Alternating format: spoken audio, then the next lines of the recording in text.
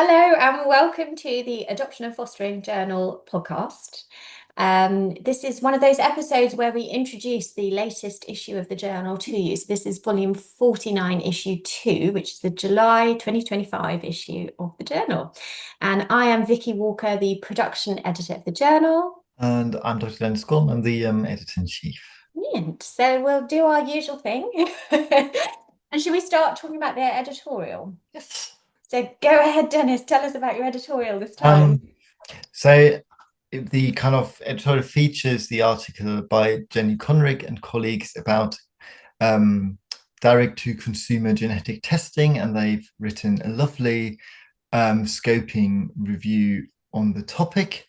Kind of one of the themes they identified in the scoping review that was that one reason why adopted people use direct-to-consumer genetic testing is because they have questions around their health history, for instance, or health risks. And another reason is kind of trying to find birth relatives. So maybe for people who don't know, direct-to-consumer genetic testing, it's just rolls off your tongue, doesn't it? It does. But I'm not sure the acronym isn't much better, is it? It's TTC GT. Yeah, that sounds like a horrible long drink. Written down, it's fine, obviously. Yeah, but there are kind of lots of companies that offer that service. Yeah. And then basically they send you a kit, and then you can take a saliva sample, send it back to them, and then they analyze it, and they can tell you about genetic health risk, and they can tell you about, and then they upload it to kind of a website, and then if other people upload their genetic data as well, it can identify birth relatives, basically. So whether you and also, would it flag up your potential markers of disease, things like that, kind of health history? Yes, that as well. So if you have like a genetic risk for, let's say, I think there's a breast cancer gene, for instance. So these types of things, because I mean the unique problem by people is that they often don't know enough about their health history. I think social services try and gather as much information as they can, but then, for instance, if the birth father is unknown, then there simply is no information, right? Yeah. Or the information is not disclosed fully at the time, or maybe they don't even know.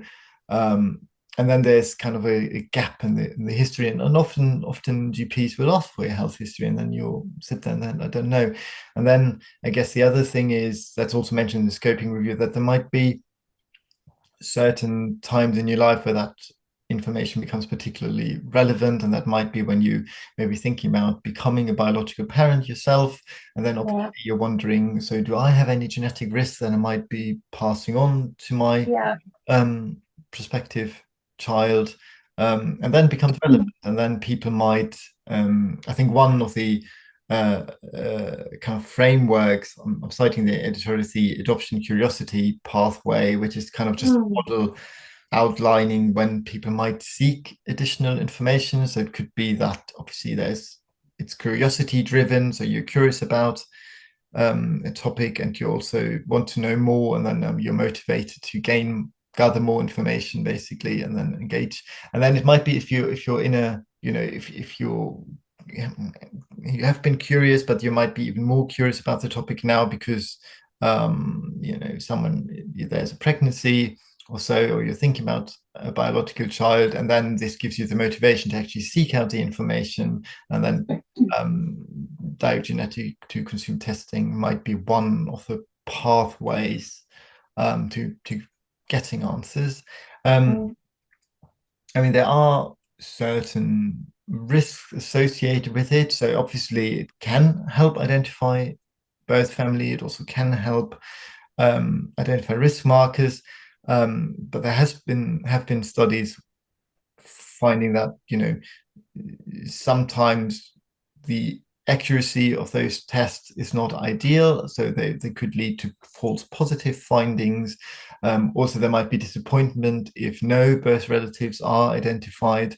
And what the Jenny Conrick and colleagues are saying, as well as that there should be genetic counseling, and I think my understanding is that is sometimes offered by companies, but basically it should be offered pre and post the genetic testing, and also there are some maybe more specific risks for adopted people in terms of disappointment when no family is found, or So your family members would have to be, they'd have to have done DNA testing themselves. yes. They're not going to be identified out of thin air, are they? So that's one thing. And then, if I remember correctly from the review, so it's quite interesting in terms of the literature included, because they had some grey literature as well as peer-reviewed research, didn't they? So in that case, I think there were examples of people writing up their personal experiences of attempting, but maybe not getting the reactions that they're kind of hoping for from someone they'd reached out to who it did turn out was a birth relative, but perhaps didn't want that contact. So that's kind of risk, isn't it, as well?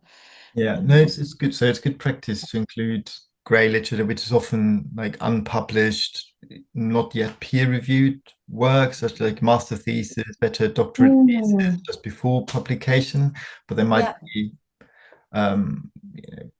accessible through kind of university repositories, or preprints would also fall under grey literature. Oh, yes, yeah, interesting. Yeah.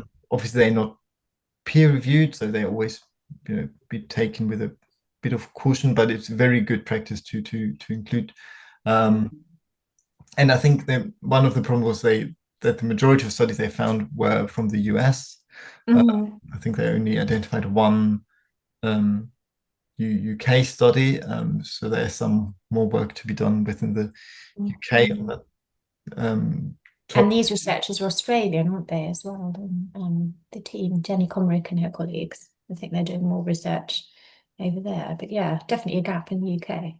I think it's good to know that this option exists. It's good to be aware of what the motivations are, but also I think that support is needed to make sense of the findings, help with interpretation of the findings, but also help with the potential distress that could be caused by whatever results are found, which could be disappointment, or also can sometimes obviously reveal family secrets, maybe, that someone you assumed, that might not be adoption specific, but someone you assumed was your biological relative is not. Yeah, absolutely. So that's also a risk, or that there are like false positives in the test, for instance, so inaccuracies. That's the other risk. So I think it should be a well-informed decision that is supported by professionals that kind of guide you through the process. So I think that might be one of the criteria when looking for these services. What do they offer? Because it's harder to gain access to these through the NHS, because usually you would need a referral through your GP, and if you do it through a website rather than the NHS, that might be problem then. So I think it's being aware of the risk and then making an informed decision what the best company for people is to go with. I really value that about your editorials, kind of generally speaking, Dennis, that you often thinking very much about mental health around the issues that are coming up and the importance of attending to mental health, kind of broadly speaking. And yeah, that is something really important in this particular context that you might not think about necessarily, and it does come out of that review, that real significance of the need for counselling, because to go in as an individual and do this, it's big. This is big stuff, high stakes actually, and potentially kind of big ramifications and the implications. So yeah, this need to support people through that is really critical, isn't it? I guess it's different, right? Because if you grow up and there's a family history here, so you're kind of aware of the risk, but if you're not aware, then and you get this information quite all of a sudden, right, and you're confronted with it, that's a very different situation in terms of, because you might not have expected it, right? Absolutely. Yeah, because you're starting from a blank page or a page with gaps on it, and that's the title, isn't it? Mind the gap. Yes. Of your editorial, being mindful and careful of what it kind of means. Just to mention as well, you cite another previous article from the journal from Adoption and Fostering. Was it the 2023 journal? Selwyn and Lewis, keeping in touch, looked after children and young people's views on their contact arrangements. How does that fit in relation to the direct to consumer genetic testing? Get that right. Might be good if you're doing singing. That might be good, exercise. Maybe you should say it 10 times Yes. It requires precision. Yeah, I think another study I cite in the editorial is from an adoption project in the US, in Texas, and they've found that kind of the amount of contact you have with a parent, with a birth parent, might help with the wrong word, but has an impact on whether you're seeking more information, right? Right, yes. I mean, it's basically if you have regular contact with a birth parent, you might be able to ask questions or get opportunities to ask questions about birth history, right? But I think the article by Selwyn and Lewis found that often people are unhappy with the type of contact arrangement that they are, which is not enough contact, for instance. But that is a factor to consider, that the more information you have, the better. And I think that's also probably something to consider with things like letterbox contact, right? Or maybe could also be a task of adoptive parents that these questions might not come up when adopted people are young and when they're children, right? Because other things are more important, but they might come up well into their adulthood when they're kind of thinking about creating a family, right? So I think it might also be something for adopters to think about. If they have letterbox contact, is that something they could ask about, maybe, to find out, because they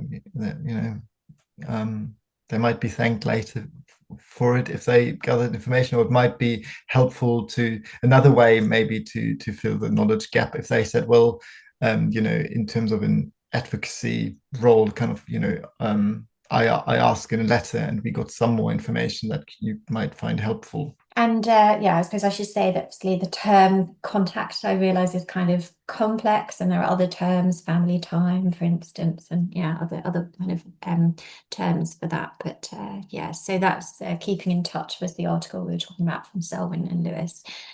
Looked after children and young people's views on their contact arrangements from the 2023 journal. So should we talk about the rest of the issue? Yes.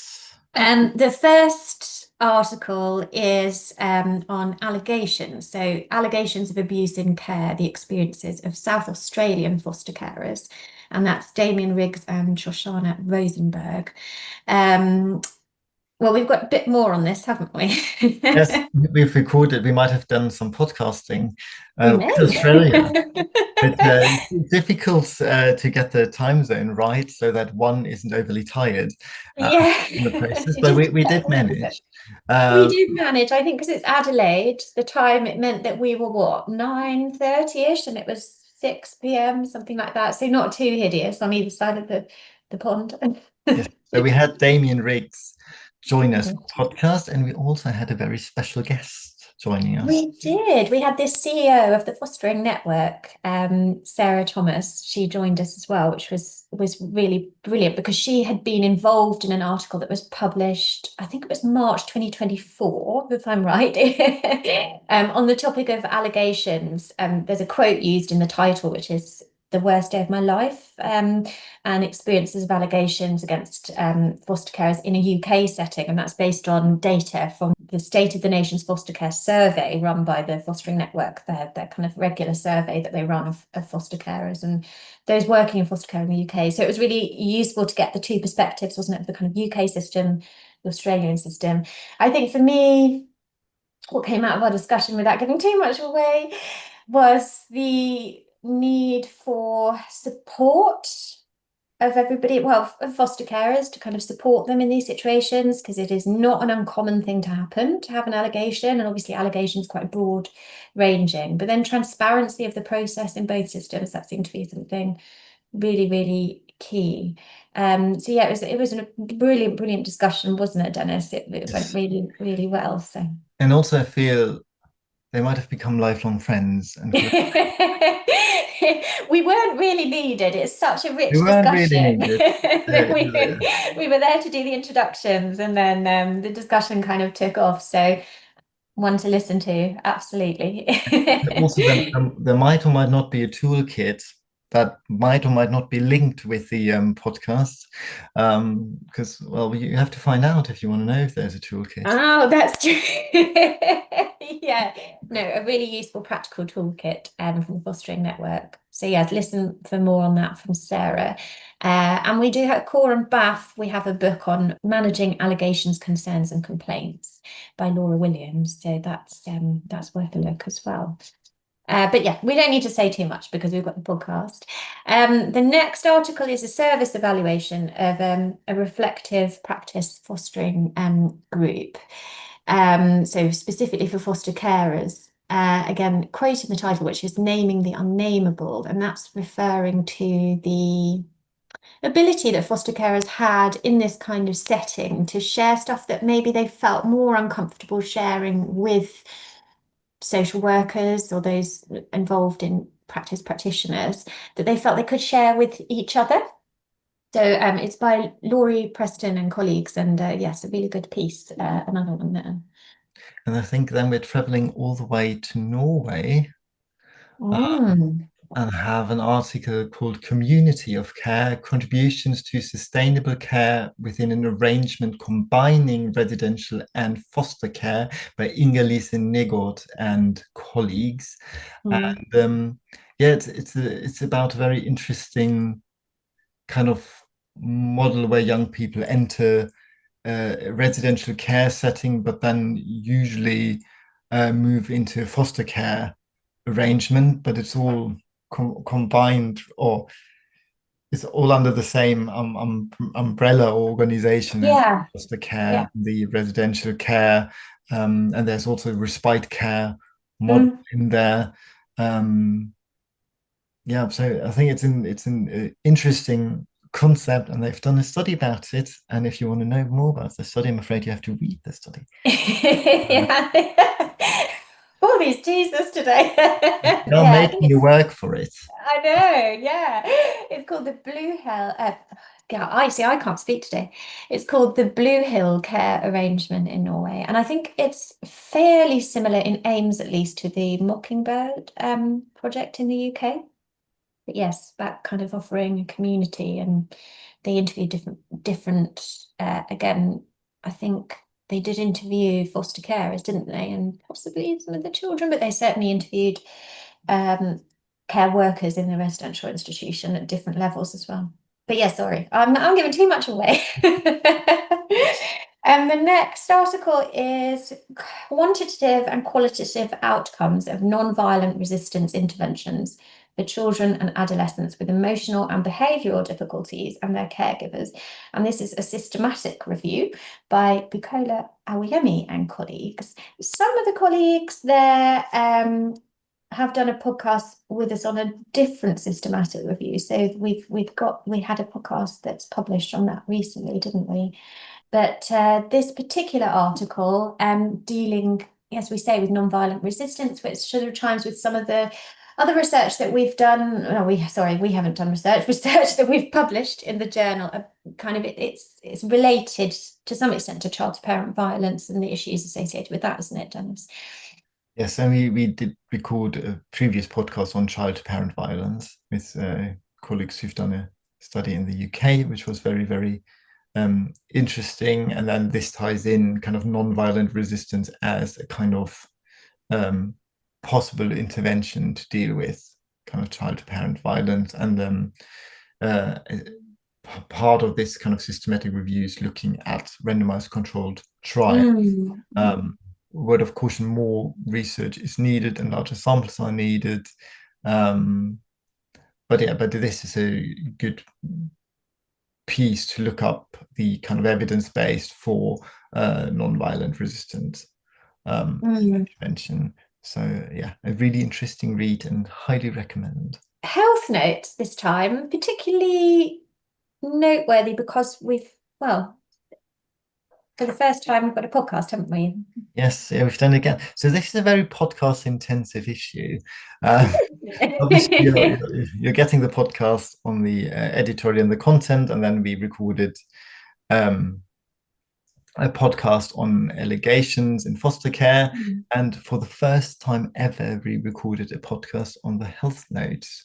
And the topic is the need for improved recognition of neurodevelopmental conditions in adopted and fostered young people by Tom Cawthorne and Matt Woolger from the National Adoption and Fostering Clinic, who they're both clinicians with a wealth of experience of working with care experienced children and young people. And we might also be touching on a letter to the editor. Yeah, so the letter to the editor comes from Tom and Matt, but also Carmen Pinto and Stephen Scott.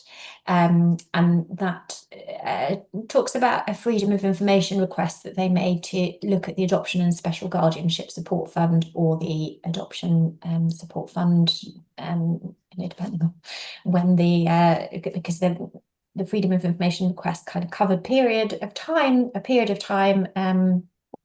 it had both names, but they wanted to know the kind of commissioning of the services, which services were available, how they were commissioned, how the money was being spent.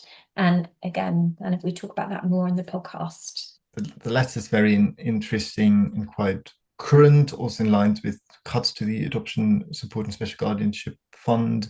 And the kind of health notes are very important because they talk about, well, a topic also quite close to my heart, but also generally that kind of we often don't talk about the prevalence or higher prevalence of neurodevelopmental diagnoses such as ADHD, autism in care experienced children and young people. And it's really, really important to conduct early diagnosis, that the right support can be put in place. So this is a really interesting read and comes from obviously people very, very experienced with clinically working with care experienced children and young people. So yeah, listen to the podcast, read the article, read the letter. Really, really worth doing both things, listening and reading. I mean, we would say that, but really, they genuinely, it was a really, really brilliant discussion that we had with them. And yeah, they're really, really significant pieces. They're in the journal as well. So other than that, important to mention the legal notes. We've got legal notes as usual from England and Wales, Northern Ireland and Scotland. Topics are, again, broad ranging. So in Northern Ireland, it's looking at the issue of a birth father in prison not agreeing with a kinship adoption, and one that kind of went across jurisdictions and the complexities involved in that as well in Northern Ireland and Republic of Ireland. That's a really interesting piece. Revoking an adoption order, that's something that came up in a recent case in England, again, kind of really fascinating.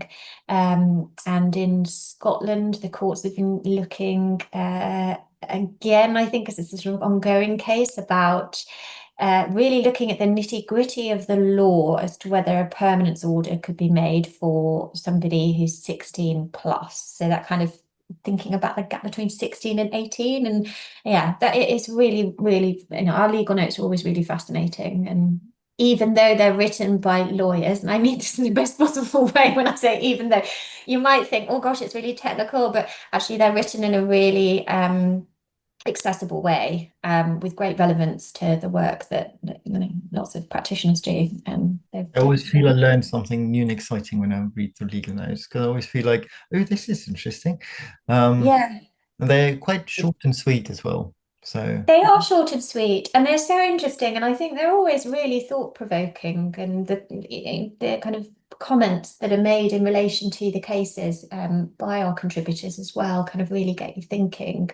For instance, in that kind of the Northern Ireland one, the first one that I mentioned, just across the process, this birth father mentioned some sexual abuse that happened in his childhood, and then he withdrew that. But as the contributor, Kerry O'Halloran, mentions, it never came up again. That was something that seemed quite important, was never addressed, throughout the case. So yeah, really, really interesting stuff. So we have, to summarize, we have not one, but two review articles, quite different topic, direct consumer genetic testing and non-violent resistance interventions. We have a service evaluation on reflective parenting. We have articles from Norway and Australia.